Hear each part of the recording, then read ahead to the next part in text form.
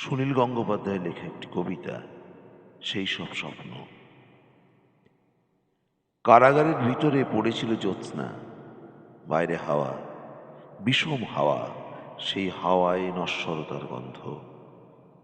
তবু ফাঁসির আগে দীনেশ গুপ্ত চিঠি লিখেছিল তার বৌদিকে, আমি অমর, আমাকে মারিবার সাধ্য কাহারও নাই। মধ্যরাত্রি, আর বেশি দেরি নেই।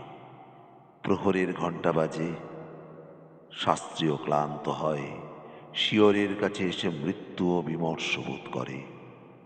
কন্ডেমড সেলে বসে প্রদ্যোৎ ভট্টাচার্য লিখেছে, মা, তোমার প্রদ্যোৎ কি কখনো মরতে পারে?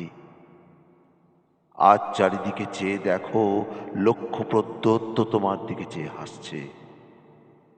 আমি বেঁচে রইলাম মা অক্ষয়, কেউ জানতো না সে কোথায়। বাড়ি থেকে বেরিয়েছিল ছেলেটি, আর ফেরেনি। জানা গেল দেশকে ভালোবাসার জন্য সে পেয়েছে মৃত্যুদণ্ড। শেষ মুহূর্তের আগে পোস্টকার্ডে ভবানী ভট্টাচার্য অতি দ্রুত লিখেছিল ছোট ভাইকে, অমাবস্যার শ্মশানে ভীরু ভয় পায়, সাধক সেখানে সিদ্ধি লাভ করে। আজ আমি বেশি কথা লিখব না, শুধু ভাবব মৃত্যু কত সুন্দর। লোহার শিকের উপর হাত, তিনি তাকিয়ে আছেন অন্ধকারের দিকে, দৃষ্টি ভেদ করে যায় দেয়াল, অন্ধকারও বাংময় হয়। সূর্য সেন পাঠালেন তার শেষ বাণী, আমি তোমাদের জন্য কি রেখে গেলাম?